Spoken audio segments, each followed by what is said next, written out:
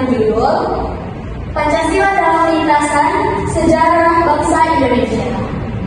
Sebelumnya perkenalkan, saya Naomi Nabila KPN sebagai moderator dan juga rekan saya Suci Amanda sebagai pemateri, saya Melapnya sebagai pemateri, saya Vika Wiyakartika sebagai pemateri, saya Firmovic sebagai pemateri, saya Dita Pansa sebagai pemateri. Sebelum kami menyampaikan materi, kami ingin membacakan surah At-Tahrim ayat 6 yang dibacakan oleh Melda Aprilia. A'udzubillahi minasyaitonirrajim. Bismillahirrahmanirrahim. Ya ayyuhalladzina amanu qu anfusakum wa ahlikum naran وقودها الناس والحجارة عليها ملائكة غلاظ شداد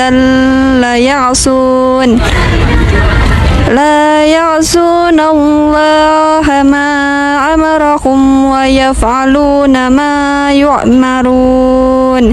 Sadaqallahul azim. Artinya itu, wahai orang-orang yang beriman, jagalah dirimu dan keluargamu dari api neraka yang bahan bakarnya adalah manusia dan batu. Penjaganya adalah malaikat-malaikat yang kasar dan keras.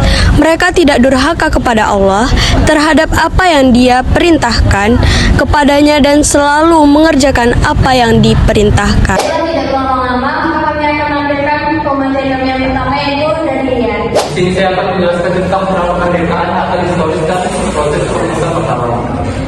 Akal historis Pancasila tidak lahir secara tiba-tiba pada tahun 1945, melainkan merupakan kristalisasi nilai-nilai yang telah lama hidup dalam masyarakat Nusantara. Sejak masa awal kerajaan seperti Majapahit dan Sriwijaya, prinsip gotong royong, musyawarah mufakat, penghormatan terhadap nilai ketuhanan, serta keseimbangan antara kepentingan individu dan masyarakat sudah menjadi jati diri bangsa.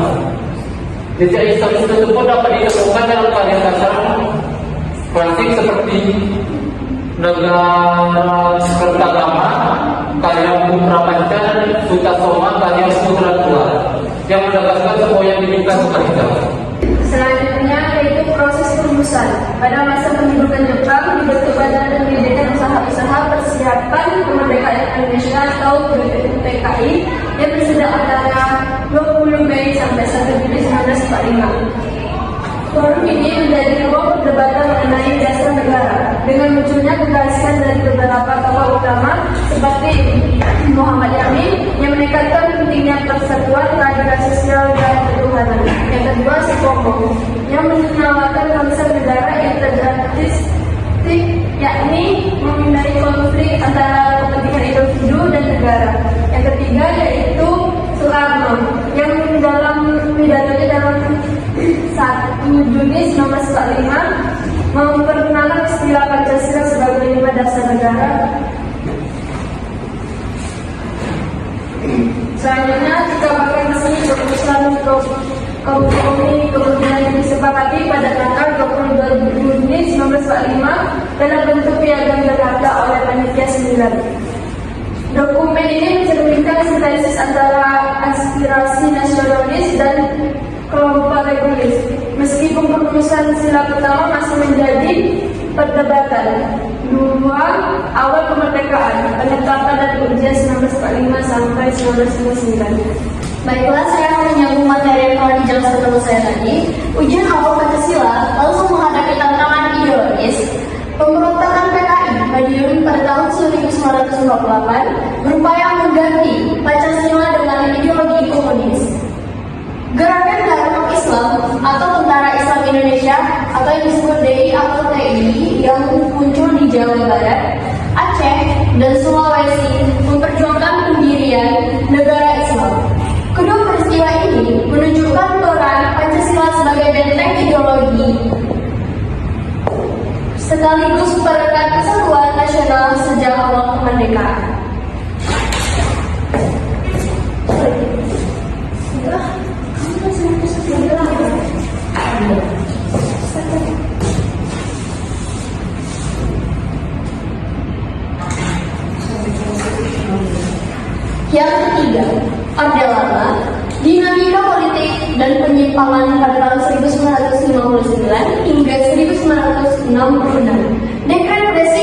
pada 5 Juli 1959, Presiden Soekarno mengeluarkan dekret presiden untuk kembali menggunakan Undang-Undang Dasar 1945.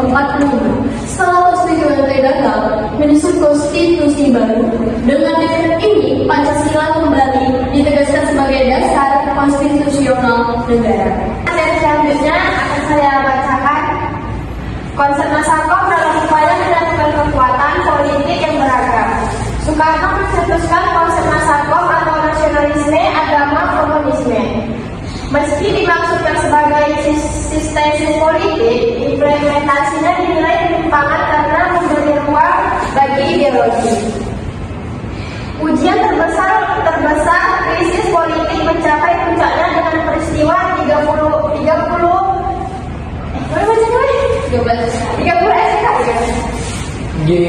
SPKI. Konsep Nasarkom dalam upaya menyatukan kekuatan politik yang beragam, Soekarno mencetuskan konsep Nasarkom, nasionalisme, agama, dan komunisme. Meski dimaksud sebagai sintesis politik, implementasinya dinilai menyimpang karena memberi ruang bagi ideologi komunisme yang secara prinsip bertentangan dengan Pancasila. Ujian terbesar krisis politik mencapai puncaknya dengan peristiwa 30 SPKI 1965, yaitu upaya kudeta yang hendak mengganti Pancasila dengan komunisme. Peristiwa ini bukan hanya ancaman terhadap ideologi negara, tetapi juga menjadi titik balik yang mengantarkan lahirnya rezim Orde Baru. Saya di sini menjelaskan tentang materi Orde Baru, yaitu pemurnian dan monopoli tafsir pada tahun 1966 sampai dengan 1998. Kemudian awal pasca G13 PKI tersebut, pemerintah Orde Baru ideologi negara yang final hal ini dilakukan untuk menegaskan kembali Pancasila sebagai satu-satunya dasar kehidupan berbangsa dan bernegara. Indokrasi dan P4 pada tahun 1990 MPR menetapkan P4 pedoman penghayatan dan pengamalan Pancasila sebagai pedoman wajib di sekolah, perguruan tinggi, dan instansi pemerintah. Program ini bertujuan untuk membiasakan masyarakat dengan nilai-nilai Pancasila dalam kehidupan sehari-hari. Asas tunggal dan otoritarisme melalui Undang-Undang Nomor 3 Tahun 1945. Pemerintah menetapkan Pancasila sebagai asas tunggal bagi seluruh organisasi politik dan kemasyarakatan. Namun kebijakan ini membuat Pancasila dijadikan alat legitimasi kekuasaan yang otoriter, sehingga membuat demokrasi dan dialog ideologis. Materi selanjutnya yaitu ada era reformasi, aktualisasi dan tantangan kontemporer tahun 1998 hingga sekarang. Kembali ke fungsi asli bentuknya Orde Baru pada tahun 1998 mengakhiri praktik monopoli tafsir Pancasila. Di era reformasi, Pancasila dikembalikan ke posisinya sebagai ideologi terbuka yang dapat ditafsirkan sesuai perkembangan zaman, tanpa dipaksakan sebagai instrumen politik kekuasaan.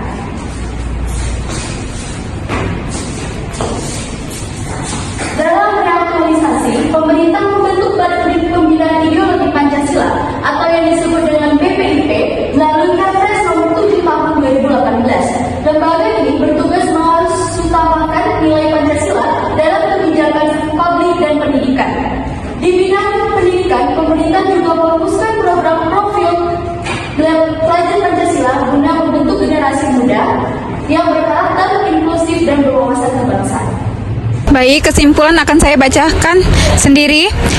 Kesimpulan dalam lintasan sejarah bangsa Indonesia, Pancasila terbukti bukan hanya sebagai dasar negara, tetapi juga sebagai falsafah hidup, identitas nasional, dan benteng ideologi. Dari akar historis di masa Kerajaan Nusantara, perumusan oleh para pendiri bangsa, ujian ideologi pada awal kemerdekaan, penyimpangan di masa Orde Lama, pemurnian dan monopoli tafsir pada Orde Baru, hingga reaktualisasi di era reformasi, Pancasila senantiasa menunjukkan daya adaptifnya.